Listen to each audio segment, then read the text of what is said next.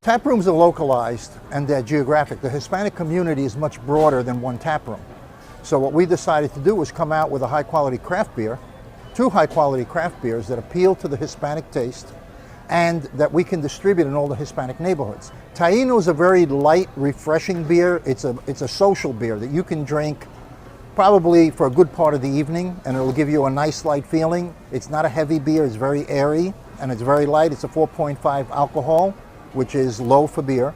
The Boricua is a 6.0. Now that's a stronger beer, and we designed it to be a little bit stronger than Heineken. Heineken is a favorite in the Hispanic community, so we have a little bit more muscle than Heineken. Boricua right now, in a very short amount of time, it's been a miracle for us because we've gotten a large range of acceptance at the retail level. We're in Publix, we're in ABC, Target is picking it up, we're in Sedano's, we're in Bravo's, 7-Elevens are picking it up because they're concentrating more on craft beer and the Hispanic market. So what we're trying to do is do a quality beer, a high quality beer, more taste, and that the Hispanic community will like.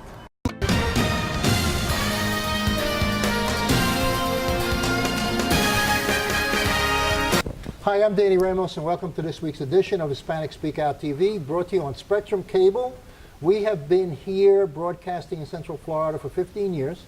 First with, I think it was Time Warner, and then with Bright House, and now Spectrum. And when Spectrum came on board, we got an interesting memo from them that we are now a statewide, airing statewide in every county in the state of Florida. Before, we were just on the I-4 corridor in 6 counties. Well, now Hispanic Speak Out can be seen in Miami and Broward County. It can be seen in Tampa, in Tallahassee. All you have to do is turn to Spectrum, and we will be there every Tuesday night. I am here with the famous attorney, Tony Suarez, who was a state legislator, and he's a leader in the community here in Central Florida and was a major leader in New York City. Tony, welcome once again, and how are you doing? Good, thanks, and getting ready for an exciting new year. I know it's going to be an exciting year. So, politically, business-wise, right. I mean, this is really an interesting year on all fronts. It is. It's going to be a very interesting year on all fronts, and of course here in Florida, with I consider the opportunity that we have this new migration of Puerto Ricans coming into the state of Florida. That's going to change the dynamics, and of course, I plan to be in the middle of it. Yeah, that is going to be a wow for the Central Florida political community, because if they are predicting the number of Puerto Ricans coming in, and most people, people still don't know that Puerto Ricans are born citizens of the United States. Right. I ran into somebody about 2 weeks ago. He said that, oh, Puerto Ricans are migrating, you know, maybe they should register. Right. And I'm going to register for what? You know, right. And he said, well, you know, they can become citizens. I said, don't you know they've been citizens since what, 1917 or something? 1917, exactly. Yeah, yeah. So there's still, even despite, you know, all the TV and all the radio, there's still a lot of lack of knowledge in the general community about the Puerto Rican community. Yeah, there's a tremendous lack of knowledge, and as you know, for several years, I led the Puerto Rican Bar Association. I am now the ex-president. But we made it an effort to really try to educate, and that's why we did events like Political Salsa and like the moot court competition that we did, where we brought law schools. Are you continuing with that? Well, the bar is going to continue. The new president will be continuing the efforts, and then we're going to. I'm going to take on a new effort where I am chairing a non-for-profit law firm called the Legal Services Clinic of the Puerto Rican Bar Association, in trying to assist the indigents that are coming from Puerto Rico who cannot afford attorneys, and also we'll be hiring the lawyers from Puerto Rico who are not licensed yet here, but under the certification that we expect to be receiving from the Florida Supreme Court, they will be able to service clients in court in Florida in a bilingual, multicultural. Will they be licensed though in Florida, or is this just a temporary license? It's like a permit. It's like a permit for them to practice with us under our license, under our supervision. I think that's terrific. It's a terrific idea, and we're looking forward to launching that. When will that come together? I mean, what's the timeline? It's talking days, Danny. We have been working on this. It was an outreach. We didn't get a chance to speak about something the Puerto Rican Bar Association did during the hurricane. We weren't successful in coordinating with law schools on the mainland and the University of Puerto Rico. We got 32 students out of the University of Puerto Rico in the hurricane, just before, just right after the hurricane, and before the semesters started over here in mainland. We got 32 students into schools here with waivers of tuition. We took care of many of them. We paid for their housing, so they didn't have to lose a year of their education. Well, are you saying they came here to go to school here? Yes, they came here. That's so good. Man. That is so terrific. I never heard of that. Yeah, well, we got quite a bit of publicity in the Florida Bar News. And yeah, but that's all trade stuff. Yeah, it's trade. It's not community stuff. Exactly. Yeah. So we got 31 students over here, and that was terrific. Now that is so exciting. As a result of that, what happened is that the word on the island got around that we were helping students. All of a sudden, I started getting resumes at my office from lawyers say, "Well, listen, there's no economy here. The business is gone. I got to move, and can you help me?" So we started doing a little bit of research, and we found this very obscure rule that allows a certified, non-for-profit legal services committee, services the indigent, to hire lawyers from out of state that are not licensed. That are not licensed in Florida. Who? You had to use a Derek to get that one out of the ground. It's funny. Let me tell you. Just this morning, I was speaking to a retired Florida Supreme Court judge. Mm-hmm. When I spoke to him, they said, "Listen, the petition's pending. Could you help me, move it along there because I need the Supreme Court's rule?" He says, "I never heard of that rule." I don't think anybody has. Somebody slipped it in as an amendment to something. Yeah. So it was a great find, and so. We filed a petition. I filed a petition, and now we're waiting for this. We're already incorporated. I already have funding from a foundation, a $50,000 grant to get up the route. We've got bids out there for proposals for another $100,000 because that's just start. And then eventually, when we get rolling, we'll look for additional funding. But we're going to be able to solve two problems in one. That is providing services for the indigents that are coming here, like divorces and guardian ad litems and issues that they can't afford otherwise, but are going to happen. And that's all we're providing an opportunity for lawyers from Puerto Rico to come here, work. They can only do it as long as 18 months because if they have to take the bar, you can't be with it forever. So it has a time limit of 18 months. It has a time limit, yeah. Well, that still gives them plenty of time to prepare for the bar. It's an opportunity, and they get it's a fantastic opportunity. It's not a 30-day opportunity. It's 18 months. That's right. So I'm excited about that, and that's ready to launch. Everything's incorporated. Everything's done. We have tables. What is the listen? Nothing can happen that smooth. You know that, and I know that. I don't care if you call it Murphy's Law or whatever law. But what is there an obstacle or anything to overcome to make that just go through? No, I think that really we're just waiting for the Supreme Court to review. When I submitted, it was just before Christmas. In fact, to be exactly December 20th. So. But it is bona fide. It's in writing. So the Supreme Court is like, okay, it says that. Stamp it. Yeah, stamp. I mean, the law is there. The rule is there. Yeah.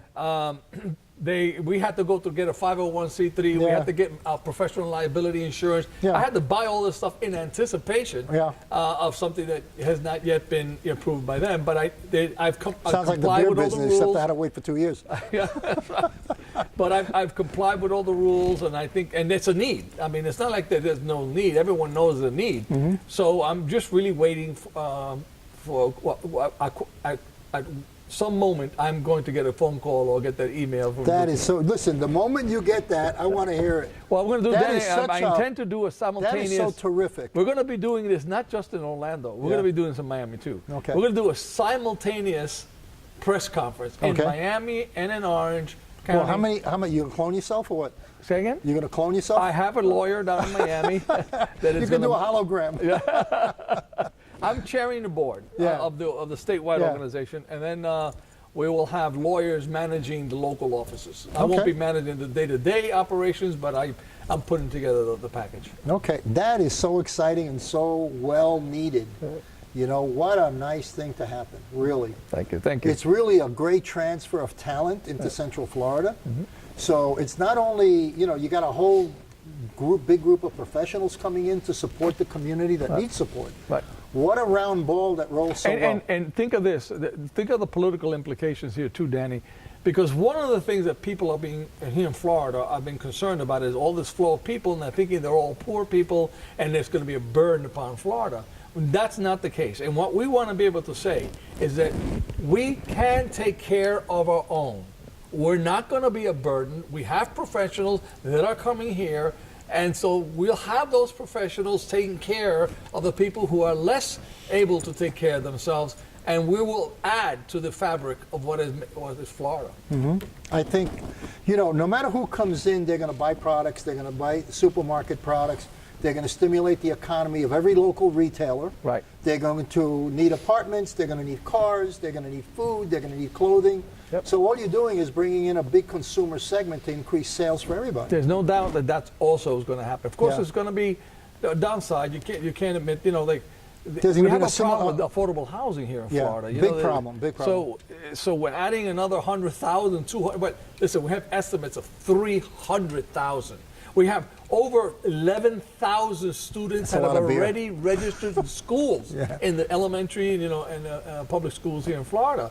So this is massive. This is a Yeah, big yeah. migration.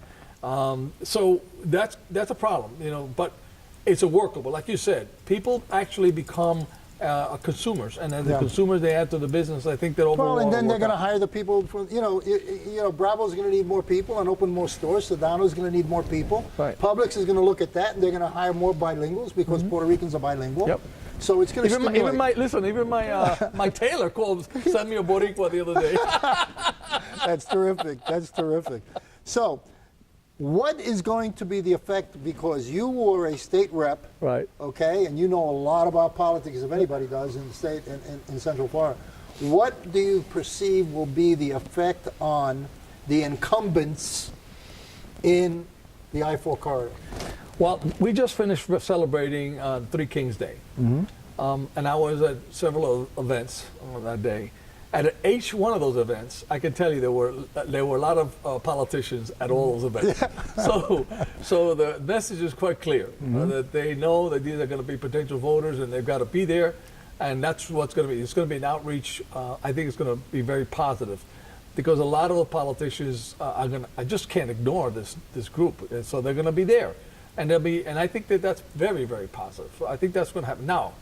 Whether it will switch the politics in Tallahassee, Republican, Democrat, that's yet to be seen. Democrats generally have a very bad habit of not showing up at the polls. Republicans, on the other hand, do come out to vote. And so the question will be whether or not these people can be registered, all this new migration can be registered, and whether they're motivated to come out and vote. If they do, I think the prognosis for the Republican Party is dim. The Republican Party has been pretty much, in my opinion, shooting itself in the foot vis-a-vis the Hispanic community. And while Puerto Ricans don't have this immigration issue, there's not a Puerto Rican that's not sympathetic to the problem, because everyone has someone in their family. I mean, Yeah. in my own family, I have one of my daughters is married to an Argentine, and the other is married to a Dominican. You know, so there's always a relationship, and the problem of immigration affects Puerto Ricans, even though it doesn't affect them directly. And the Republican Party has not been doing itself any favors in the image it has vis-a-vis Latinos. So it's going to be difficult. Okay, I'm going to ask you a more direct question. Do you think the result will be more Puerto Ricans running for office and more non-Hispanic incumbents that have been institutionalized will be leaving office as a result of the migration coming in? All right, let's look at analysis. It's a loaded question. No, it's not. But it's a logical question, and deserves a logical answer. Okay, what have we seen on the national level? Because the Republicans believe that they're going to lose the House. You've seen a lot of Republicans, 35 to this day, have decided not to seek re-election. Particularly those that have already been committee chairs. They don't want to go back into the minority, which means that they're irrelevant. So they decide, look, I've had it. I've been the committee chair. I've been the senior. We're going to lose next. They're going to retire. And that's because they see the handwriting on the wall. Retire means lobbyist? They become lobbyists, exactly. So what's going to happen here in the state of Florida when you see this great migration?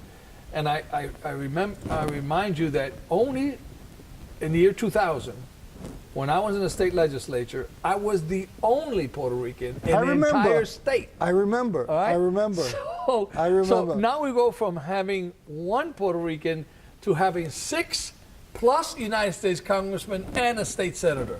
In a specific geographic area. And just exactly in just a short 17 years.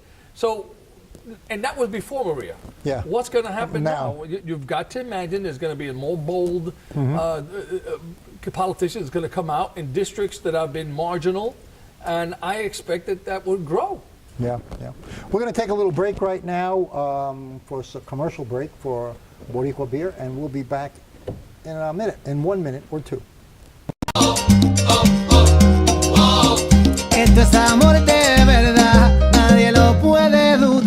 Step up to craft beer. Taino Light Lager has a crisp, refreshing Caribbean-style flavor.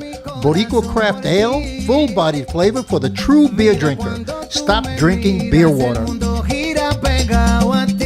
Taino Craft Light Lager and Boricua Strong Craft Ale. Feel the rhythm and come up to craft beer.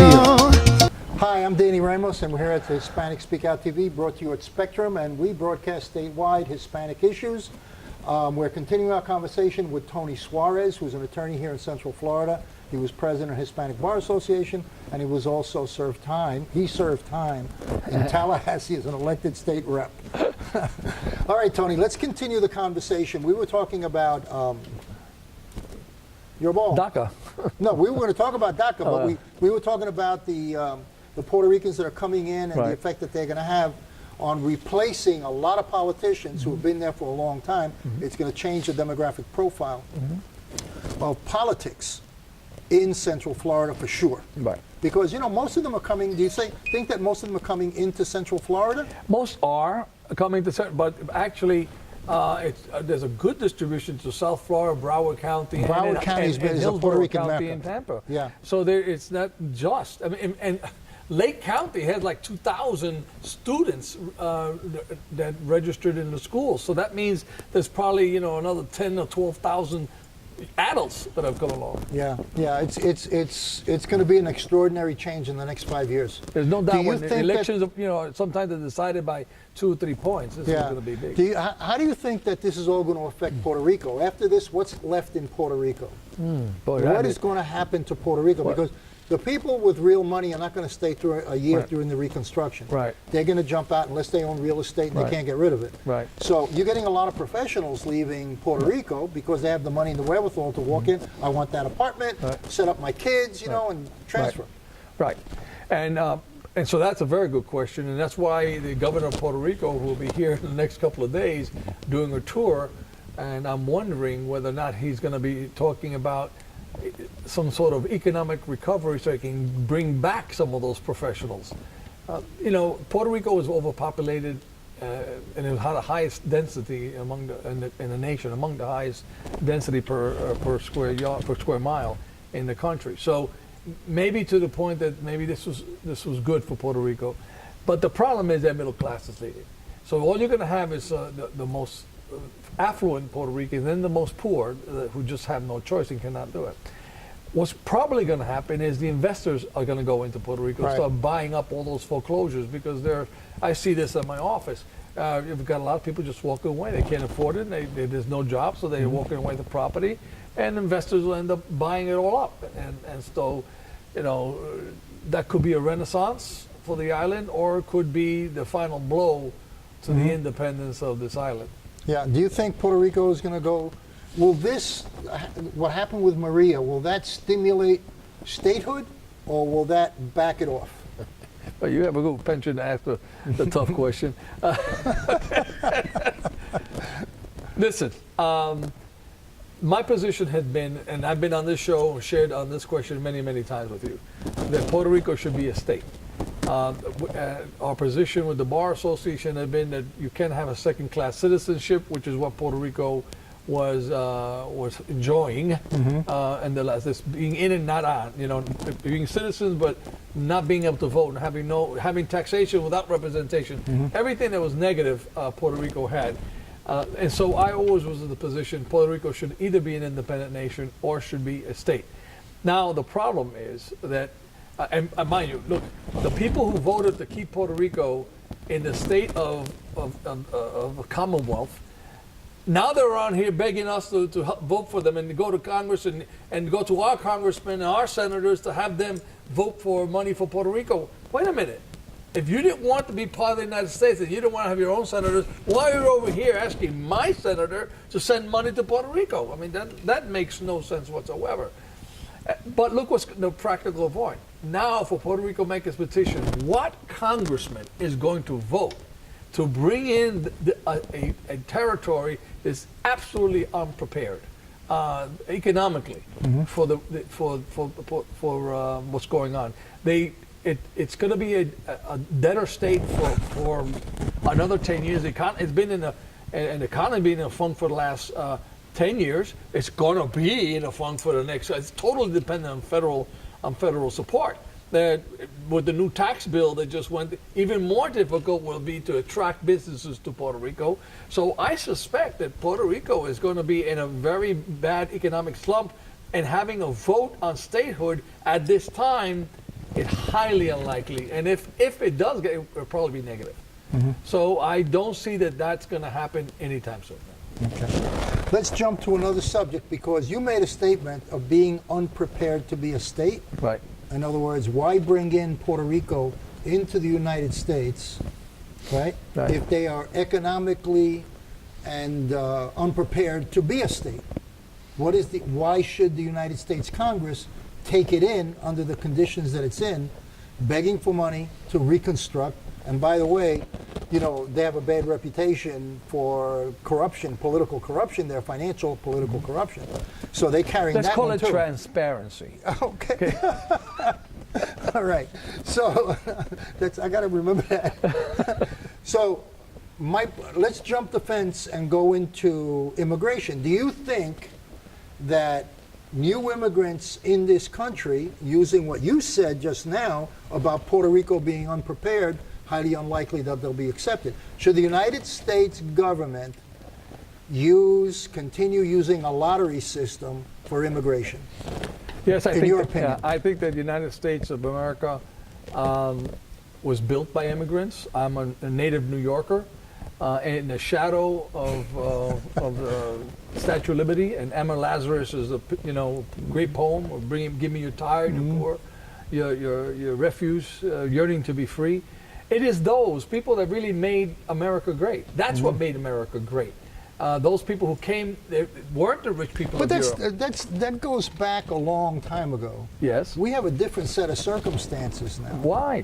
Why? Because we have atomic weapons, and we have massive conflicts with countries around the globe which didn't exist at the beginning. We were more isolated. Before, the United States had an ocean between it to protect it from everything that was going on, because technology was not really what it is now. So now we're dealing in a different world. So should we be using a different measuring stick than something that was 200 years ago? No, I think because what makes great, a nation is not made great by its territories, although we have the natural rivers, the Mississippi, which is a great navigable waterway, the greatest in the world, which was made part of why you say American is great. But it's the individuals. It's the person that decides, I'm taking my talent and I'm going to open up a bakery, and I'm going to open a tech store, or I'm going to open a business. That's what makes America great. Those individual people.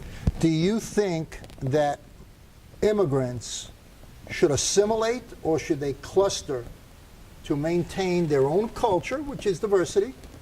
But in maintaining that culture, what happens, they isolate themselves from the greater communities that they are within. I disagree with that premise, so I'm not going to make the argument from that premise, because actually, and you and I, who are both of Puerto Rican descent, but raised in New York, we're much more comfortable in English than we are in Spanish.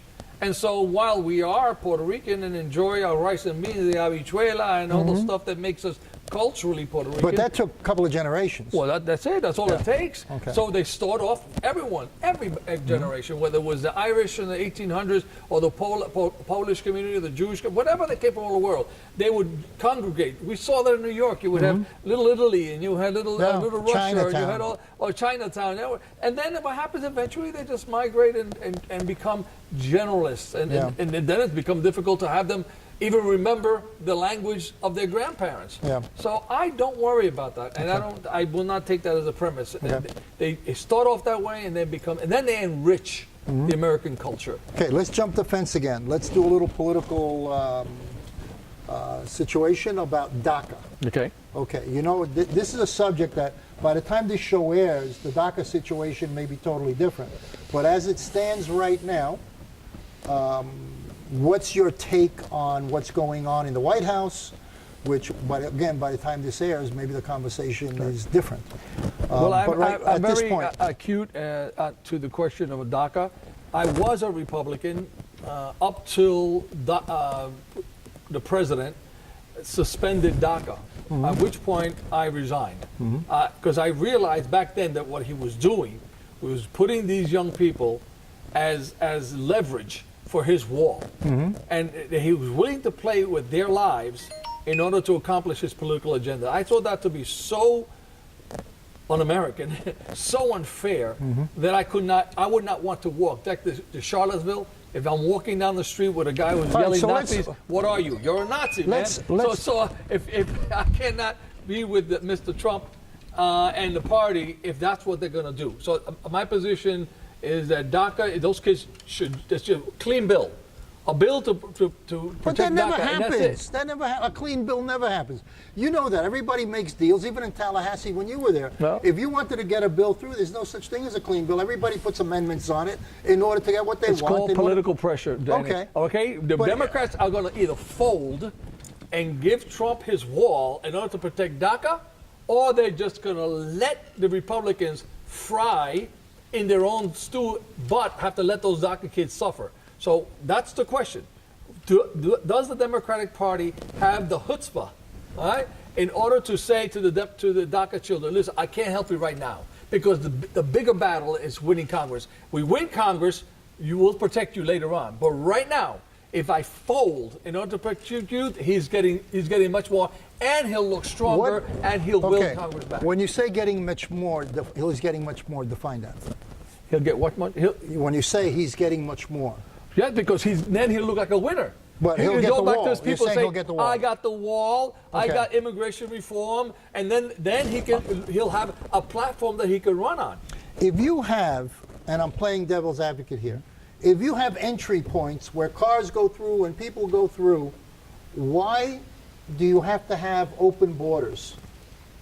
It's an economic issue. The reason for putting the wall is not going to stop what he's trying to accomplish.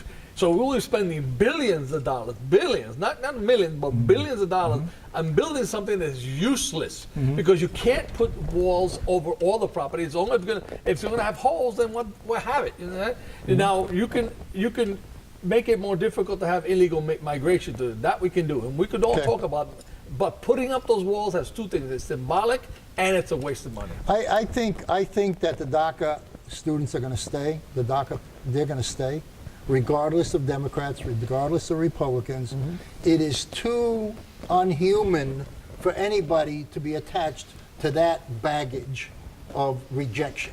This is a game of chicken, right? Yeah, this is a game of 500 miles an hour head on. Let's see who's going to fold, whether it's going to be Trump and the Republicans, or whether it's going to be the Democrats. Even if the Democrats back out and say, you know what, you carry that. The Republicans cannot say no to DACA. Let's see whether or not, because let's see whether or not they'll come up with a clean bill once the Democrats, stay firm. But if the Democrats fold, they show any inclination, I have to help DACA. I've got to help these kids. If they do that and give Trump his wall, they've lost the battle. Well, they lost the war. They won the battle, lost the war. The Republicans will lose a decade. Well, they'll lose a decade. This is my DACA answer. goes This down, would be mine. Mind you, I was a Republican, so this is what I would say to the Republicans. If I was a Democrat, I'd say you didn't need one Democratic vote. You didn't need one Democratic vote to pass the tax bill. Why are you asking me for now? Votes for DACA. You can do it. You can't pass the bill. Oh, we can't solve DACA, we can't help these kids because of Democrats. Wait, you didn't need one single Democratic vote to get the tax bill. Go solve the problem yourself. You're in the majority. Do it. And we'll be ending with that. This is Danny Ramos on Hispanic Speak Out. We'll see you next week. We're going to be talking about next week marijuana and concealed weapon permits. What does that mean? Can a concealed weapon permit holder have a marijuana medical card. See you next week, and we'll talk about that.